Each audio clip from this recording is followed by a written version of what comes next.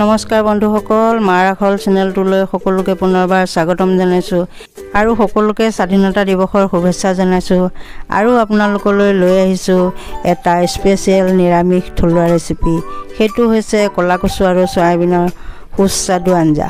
তাৰ বাবে মই লৈছোঁ কচু থুৰ এমুঠি আৰু পাৰ্বতী শাকৰ আগ এটা, নৰসিংহ আগ কেইটামান আৰু খুন জালুকৰ আগ কেইটামান, লগতে লৈছোঁ কেইটামান পাঁচফোৰণ এইদৰে তিয়াই ৰাখিছোঁ। আৰু ইয়াত এচামুচ গোটা শুকান জালুক, এটা নহৰু, এটা পিঁয়াজ আৰু 6টা কেঁচা জলকীয়া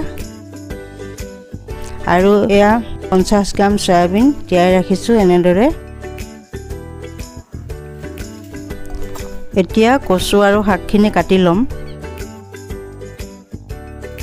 কচুখিনি এইদৰে চুটি চুটিকৈ কাটি ল'ম। আপোনালোকেও ল'ব এইদৰে। শাকখিনিও এইদৰে কাটি লৈছোঁ। এয়া গোটেইবোৰ ৰেডি হৈ গ'ল। পিঁয়াজটো কাটি মছলাখিনি পিচি ল'লোঁ। চয়াবিনখিনিও ভালদৰে ধুই চেপি ল'লোঁ। চব ৰেডি হৈ গ'ল। এতিয়া এটা কেৰাহীত তেল দি লৈছোঁ আৰু তাতে হালধি আৰু নিমখ দি দিছোঁ। আৰু এতিয়া প্ৰথমে চয়াবিনখিনি ভাজি ল'ম।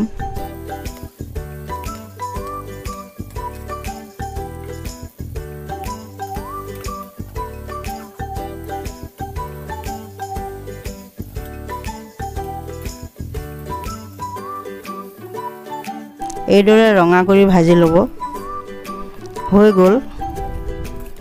এতিয়া এইখিনি নমাই থৈ এইটো কেৰাহীতে আকৌ তেল দি দিছোঁ।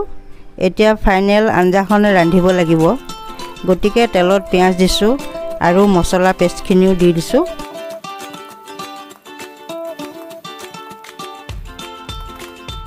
অলপ লৰাই দি ইয়াতে হালধি নিমখ দি অলপ ভাজি ল'ব।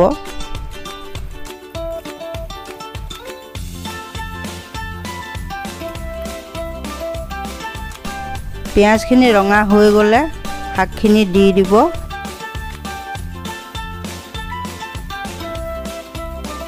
আৰু অলপ শাকখিনি আধা সিজা হোৱাকৈ ভাজি ল'ব।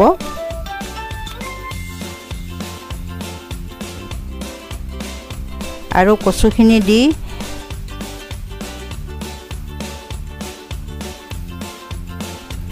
ঢাকোন মাৰি মাৰি 10 মিনিটমান ভাজি থাকিব। কচুখিনি দিয়াৰ পাছত জুইডাল চিমত ৰাখি ল'ব। কচুখিনি শুকানে শুকানে সিজি যোৱাকৈ ভাজি ল'ব লাগিব।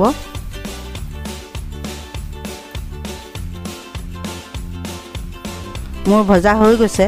অলপ ভালদৰে লৰাই দি ভাজি থোৱা চয়াবিনখিনি দি দিম।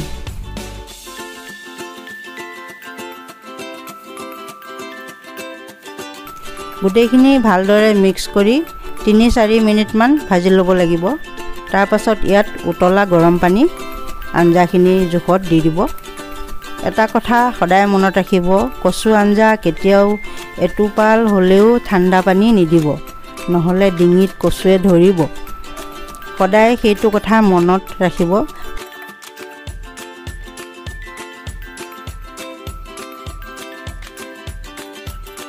পানী দিয়াৰ পাছত 5 মিনিটমান উতলিবলৈ দিলে আমাৰ কচু আঞ্জাখিনি ৰেডি হৈ যাব।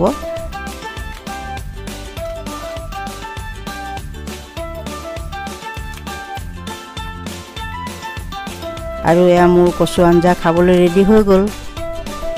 বন্ধুসকল, ৰেচিপিটো বাৰু কেনে লাগিল কমেণ্ট কৰি জনাব নাপাহৰিব। আৰু আপোনালোকে এইদৰে খাইছেনে নাই সেইটো কমেণ্ট কৰি জনাব। আৰু ভিডিঅ'টো ভাল পালে এটা লাইক কৰি দিব। আৰু যদি আপুনি মোৰ ভিডিঅ' প্ৰথমবাৰৰ বাবে চাইছে তেন্তে অনুগ্ৰহ কৰি মোৰ চেনেলটো ছাবস্ক্ৰাইব কৰি দিব। আকৌ এটা নতুন থলুৱা ৰেচিপি লৈ পুনৰ লগ পোৱাৰ আশাৰে আজিলৈ ইমানেই। ধন্যবাদ।